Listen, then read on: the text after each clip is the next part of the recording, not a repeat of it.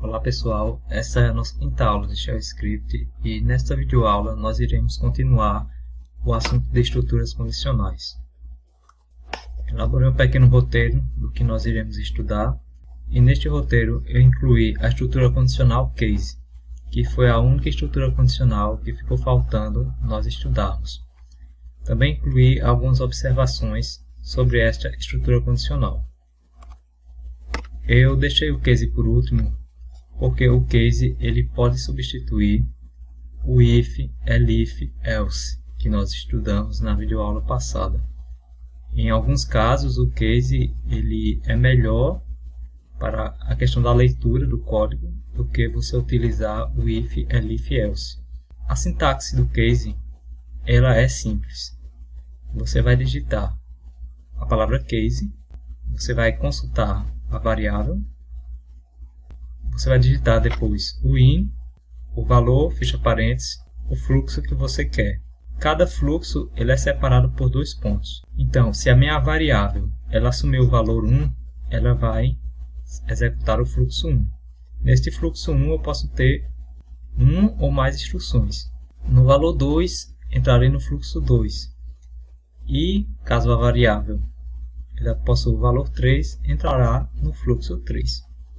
Uma observação é que o case ele inclui um asterisco como valor. A variável ela não vai assumir o valor de asterisco. Isso quer dizer que qualquer valor diferente dos valores definidos entrará no fluxo padrão. Este fluxo que contém o asterisco também é conhecido como fluxo default. Para fechar o laço, como nós vimos no caso do if, em que nós colocávamos if e fechávamos o caso com file, nós colocamos case e fechamos ele com exec, que é case ao contrário. Como exemplo, vamos construir um programa que ele receba um nome de usuário e verifique se o usuário tem ou não privilégios. Como nós ainda não estudamos comandos como sudo ou su, nós iremos simular aqui o comportamento de consulta a este banco de dados, o banco de dados do sudo. Então nós iremos colocar três usuários. Nós iremos colocar o usuário root, o usuário com o seu nome, no meu caso eu vou colocar Eduardo, e um outro usuário, o escotilha. Vamos ao terminal. Perceba que na última videoaula eu não tinha esse diretório, certo? Eu criei ele para facilitar a minha gerência no Git, mas vocês podem continuar criando seus scripts no diretório escotilha livre ou no diretório que você definiu. Eu só fiz essa mudança para facilitar na hora de sincronizar com o Git. Então, vamos abrir o gedit e vamos criar um arquivo com o nome de usuário. Maiúsculo, .sh. Colocar o i comercial para ele liberar o terminal.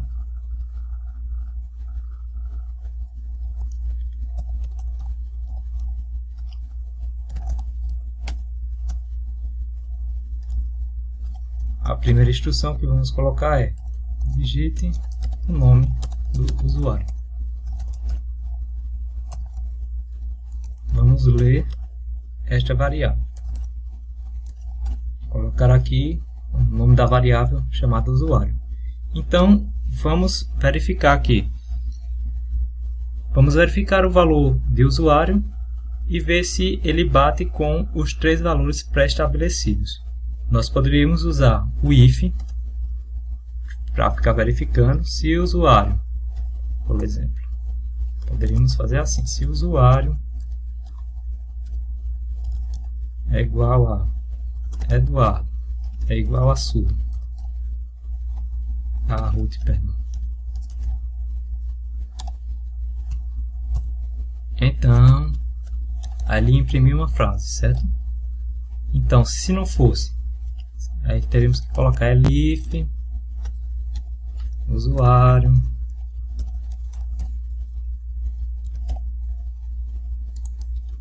igual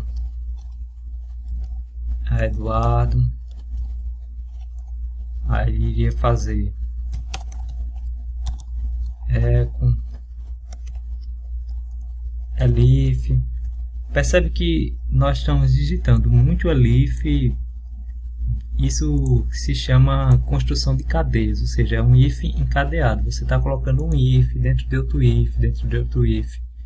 Isso não é interessante quando nós temos várias opções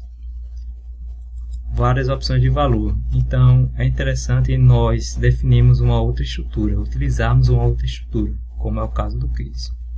Então podemos dizer case usuário in, ou seja, caso o usuário seja, se ele for root, por exemplo. Então podemos fazer echo, vamos imprimir usuário privilegiado.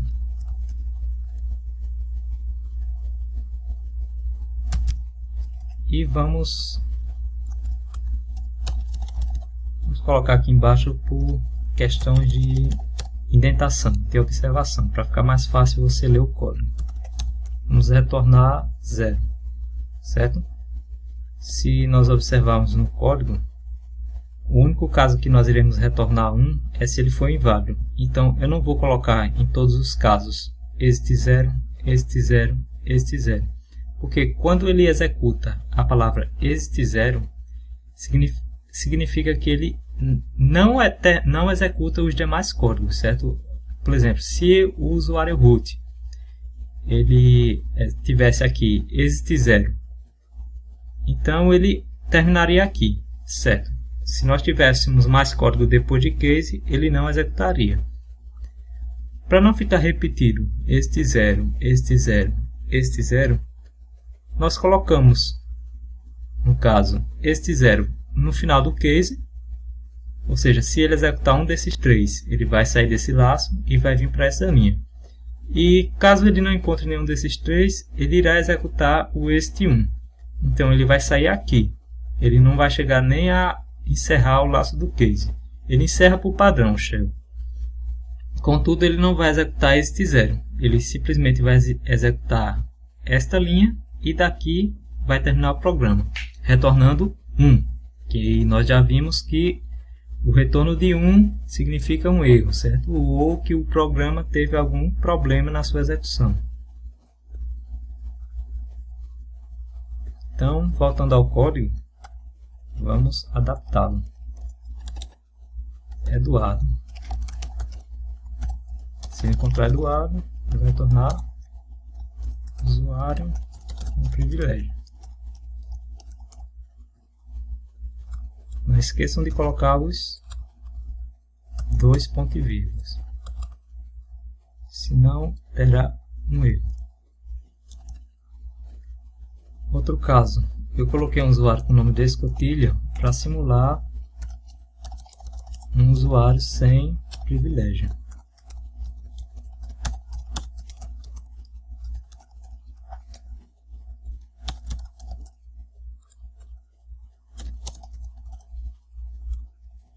Caso vocês não saibam, o comando sudo ele permite o usuário executar instruções privilegiadas, certo?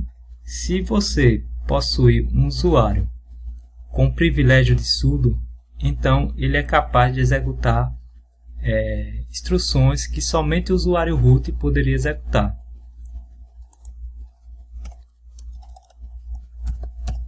Continuando,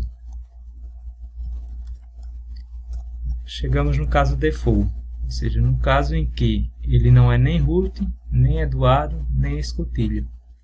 Ele não é nenhum dos casos que nós definimos. Então, nós colocamos usuário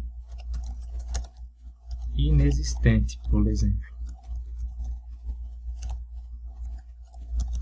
E retornamos com o valor 1. Fechamos e retornamos com 0. Salvamos e vamos testar esse nosso código. na permissão de execução.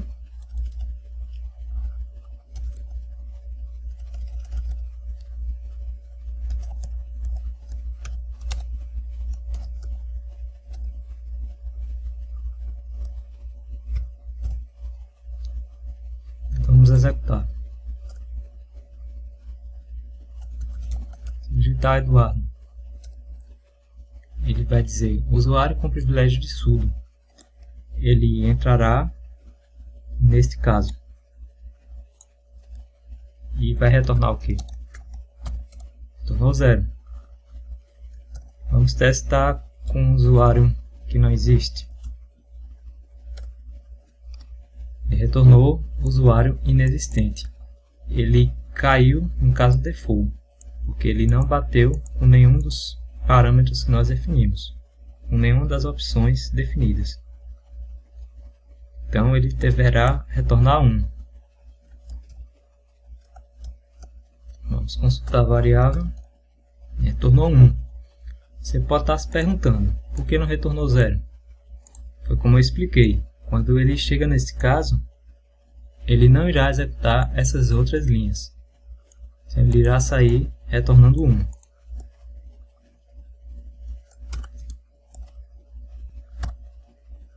Algumas observações importantes sobre o comando case. O case utiliza expansão de parâmetros. Expansão de parâmetro permite você definir um parâmetro e este parâmetro conter mais de um parâmetro, certo? Ele vai se expandir em mais de um parâmetro. Por exemplo, se nós quiséssemos um parâmetro com o nome de sim, você poderia definir, abrindo colchetes, um S maiúsculo, um S minúsculo, fechar colchetes, o I e o M. Isto é igual a você definir para o case dois parâmetros. O parâmetro com o valor sim ou, lembra-se desse pipe que nós vimos anteriormente, no case ele é utilizado como um ou seja, se sim com S maiúsculo ou sim com S minúsculo, ele vai executar esse padrão. Ou seja, com mais de um valor você pode colocar um padrão para ser executado. E para não termos que digitar toda vez sim ou sim minúsculo, nós podemos fazer um caso como este. Vamos adaptar o nosso script que nós construímos para fornecer, no caso, um controle de camel case, ou seja, um controle de letras maiúsculas ou minúsculas. Por exemplo, eu posso digitar root com R maiúsculo ou com R minúsculo, ele vai saber que é o mesmo usuário. Ou Eduardo com E maiúsculo ou com E minúsculo. Escotilha com E maiúsculo ou com E minúsculo. Se nós fizermos isso, salvar, vamos ver se ele vai funcionar. Digitar root. Usuário privilegiado. Ele entrou no primeiro caso, ou seja, ele está localizando ou R maiúsculo ou R minúsculo. E se nós digitarmos os dois R's, será que ele vai funcionar? Não. Usuário inexistente. Ele não expande o padrão, porque ou é R maiúsculo ou R minúsculo. Ele não vai conseguir fazer a expansão dos parâmetros. Nós também podemos definir expansão para números com um determinado intervalo. Você poderia colocar entre colchetes. Observe que esses colchetes, diferentes dos colchetes que nós utilizamos em if e else, ele não tem espaço entre a condição, digamos assim, porque isto é uma condição, contudo não é uma condição definida por if ou else, que nós utilizamos nesses casos. Nós não temos esse espaço, então ele considera isso um caso de expansão de parâmetros. Se você fizer desta forma, 0-4 é a mesma coisa que você fazer 0, ou 1, ou 2, ou 3, ou 4. Percebe que com esta notação nós escrevemos menos do que com esta e nós fazemos a mesma coisa.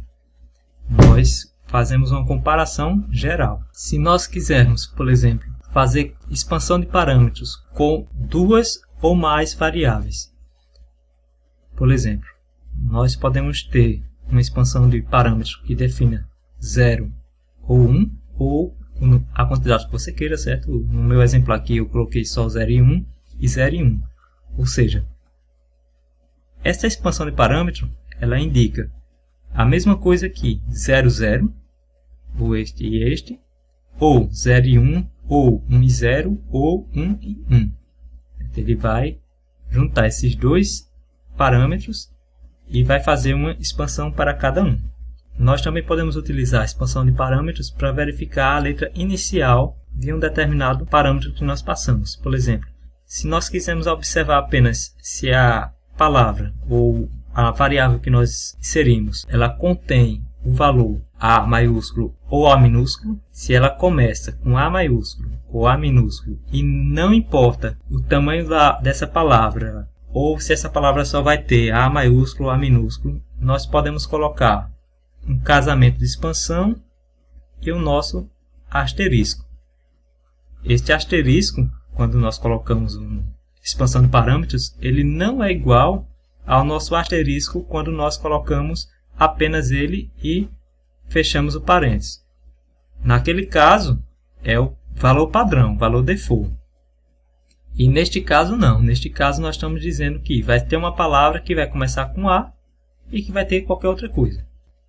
E se ele começar com A e tiver qualquer outra coisa, ele vai executar o fluxo que nós definimos após esta definição. Outra coisa importante é que o fluxo padrão definido no case, ele é opcional. Ou seja, você pode omitir o fluxo padrão, que não terá nenhum problema. Se, por exemplo, no nosso exemplo que nós fizemos, quiséssemos tirar o nosso fluxo padrão. Tirei o fluxo padrão. Ele funcionaria se nós entrássemos com um valor diferente desses três. Vamos verificar. Funciona na forma esperada, e se nós entrarmos com um valor qualquer, ele não vai me informar nenhuma mensagem de erro, mas ele encerrou. E para provar que ele encerrou de maneira correta, ele retornou 0. Perceba que agora nós não temos nenhuma opção de exit 1, ou seja, para retornar um erro. Ele executou o case, procurou, não encontrou, saiu e veio para a linha 14. A linha 14 diz para o programa retornar 0. Então ele vai retornar 0. O fluxo padrão ou fluxo default é opcional. Outra observação importante é que no fluxo padrão os dois pontos eles podem ser omitidos. Se você fizer isto e executar, ele vai funcionar. Ele não vai mostrar uma mensagem de erro. Vai retornar 1. É diferente de você esquecer, por exemplo, esses dois pontos. Neste caso, vai gerar um erro. Olha só, linha 13, erro de sintaxe. Porque faltou os dois pontos. Embora seja opcional a utilização dos dois pontos em default, uma boa prática de programação no Shell Script é você utilizar esses dois pontos para ficar igual aos demais exemplos. Isso é uma convenção. A maioria dos scripts que você encontra, você vai encontrar, quando encontrar um case, os dois pontos no final. Porém, você sabe que se não tiver, não implica em um erro. Após a gente estudar o case e as suas exceções, eu vou passar um pequeno exercício para vocês. Vocês vão ter que criar um script que ele é capaz de receber como entrada dois parâmetros. O primeiro parâmetro, eu vou ter uma dessas três opções. O "-d", ou você pode passar "-" diretório, o "-a", ou o "-" arquivo, ou "-v", ou "-" vazio. Basicamente, o primeiro parâmetro ele é parecido com os parâmetros POSIX. Ou seja, você tem um "-d", você tem um "-a", um "-c", e você tem um alias desse mesmo parâmetro, que é o nome dele completo, por exemplo. Porque antigamente os programas eles não possuíam esse "-d" ou "-a". Você tem que digitar "" e o nome completo da ação que você queria. E com o passar do tempo, o padrão POSIX definiu também que você pode utilizar uma abreviação do que você vai fazer. Um "-d", um "-a" maiúsculo, se tivesse outra opção. Mas no nosso caso, nós só teremos essas 3 opções com esses 3 areas. E o segundo parâmetro vai ser o nome de um arquivo ou o nome de um diretório. O script que vocês vão construir, ele deve ser capaz de imprimir se existe ou não um arquivo ou diretório. Se eu passar no meu script o parâmetro "-d" e o nome de um diretório, ele vai verificar se existe ou não aquele diretório. Se você passar, por exemplo, o nome "-d" e passar um arquivo, ele vai verificar se aquele diretório existe ou não. Quando o primeiro parâmetro passado for o "-v" ou o seu alias, ele vai verificar se o segundo parâmetro está ou não vazio. Se você definir, por exemplo, um "-v" e passar o nome de um arquivo, e esse arquivo estiver vazio, ele vai imprimir o nome vazio. Se o arquivo ou diretório não estiver vazio, ele vai imprimir não vazio. E caso ele não exista, você defina um "-v" e coloca um arquivo ou um diretório inexistente, ele imprime vazio. Se o usuário entrar com nenhuma das opções listadas no primeiro parâmetro, o script deve imprimir uma mensagem de erro e retornar 1. E em todos os demais casos, o script deve retornar 0. Vocês vão fazer esse script no pastebin, certo? Por exemplo, fazer aqui dar uma dica. /bin/bash, vamos fazer uma verificação rápida. Nós vemos que o nosso script ele tem que ser capaz de receber 2 parâmetros de entrada. Então a primeira coisa que nós vamos verificar no nosso script é se existem 2 parâmetros. Lembre-se que esses parâmetros que nós vamos passar vão ser parâmetros posicionais, certo? Você vai ter que colocar os parâmetros que nós aprendemos nas aulas de variáveis. Então, se vamos verificar se os parâmetros passados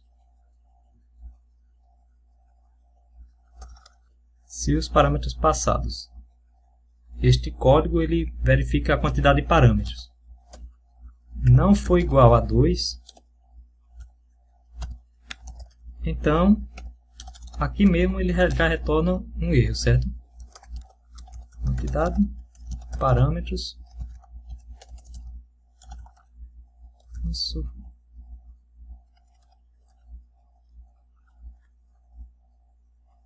incorretos, retorna o 1.